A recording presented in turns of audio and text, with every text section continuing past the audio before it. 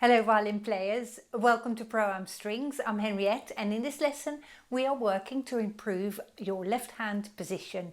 Whether you are a beginner, an intermediate player or maybe even more advanced, you're going to get some hints and tips in this lesson that make your left hand more effective. So that means that you will play with less tension, and if you play with less tension in your left hand you will be able to play faster. You will improve your intonation and you will improve your general accuracy in articulating your notes. So let's go ahead and let's get started. When we think about our left hand, you want to think that your wrist is going to be straight. So just practice dropping your wrist back, bringing your wrist in line, and then moving your wrist this way. And neither this way or that way is correct. You want to find that balance of your hand on top of your wrist. Now let's have your violin on your shoulder and see if we can get that same balance. So you don't want to go back, you don't want to go up this way, you want to balance that hand on top of your wrist. Now when we think about having a correct left hand posture, we want to make sure that this row of bass knuckles here is level with the fingerboard. That means that if you play like that, you want to bring your elbow round underneath the violin so that this row of knuckles gets raised so that your finger line, which is the crease here where your index finger is attached to your hand, is level with the E string. Now let's have your fingers nice and round and hovering above the strings.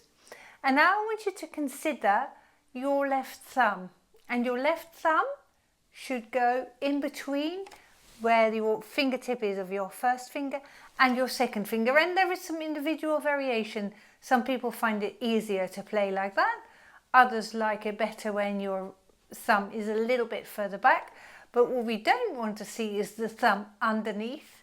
So you want to aim to play your thumb where your thumb is peeking up above the fingerboard with about half of your nail. So if you're playing underneath it, see if you can get round. That's it.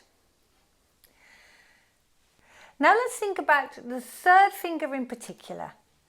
And I'd like you to get your third finger really nice and arched. So you're playing your third finger on your fingertip. And that may well mean that you need to bring your elbow even further round. And you can see how my third finger gets flatter when my elbow is out, and I'm exaggerating. I can't remember any student of mine playing with their elbow that far back, but I'm just showing you this point, and therefore I'm exaggerating. Now bring your elbow under the violin, and you will find that at some point when your elbow is far enough under, your top joint of your third finger is precisely vertical, so precisely upright on the string. And that is where your elbow is in the right position. Now let's add the second finger. You're also going to be upright on your fingertip. So my second finger is on C sharp and my third finger is on D. And now when we place the third finger, you will find that it's not upright, because that means that your finger joint here, your bass knuckle, has disappeared under the violin, but your index finger is leaning on the right side of your fingertip. And that is the key to your success here. So if you feel that you're playing like this, now take a look at the shape of my index finger right here. It's squeezing too much underneath the fingerboard. So I'm going to go more on my side, on the right side of my fingertip. And that means that if I press the string, I get a little dent here, right there on the right hand side. Now let's think about your index finger in a little bit more depth. And what I'd like you to do is to try not to squeeze that index finger into the neck of the violin like that. Your index finger should just be lying there, and you might even aim for a little gap here between the fingerboard and your finger. Can you see?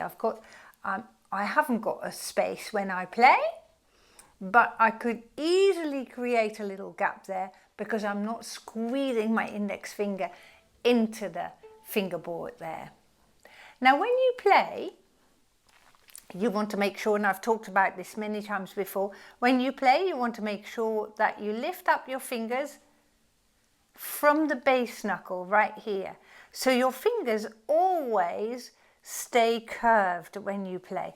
Of course, we do sometimes do exercises where we stretch them and practice tapping so that you come down really energetically on the strings with your fingertips.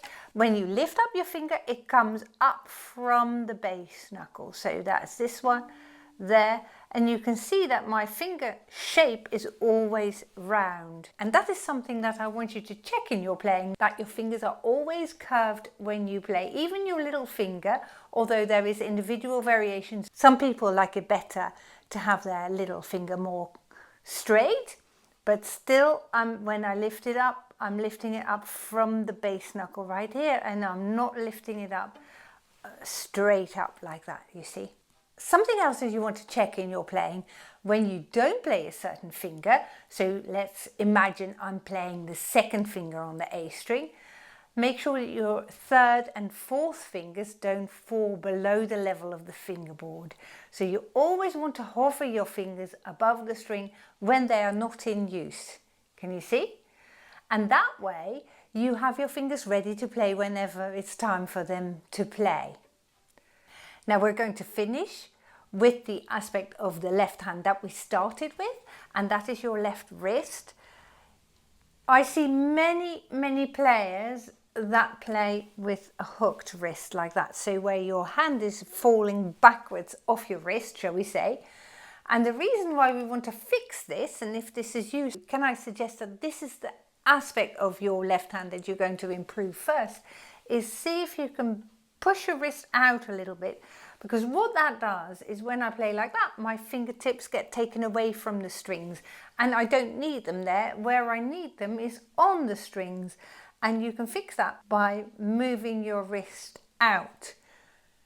You see, when I do this, my fingers are taken away from the strings.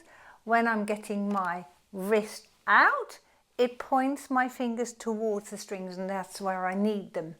At the same time, your thumb has got something to do with this as well, because if my wrist moves back, my thumb will also move back that way, and we want to get all of that in shape by pushing your wrist out, and that will automatically move your thumb in place as well.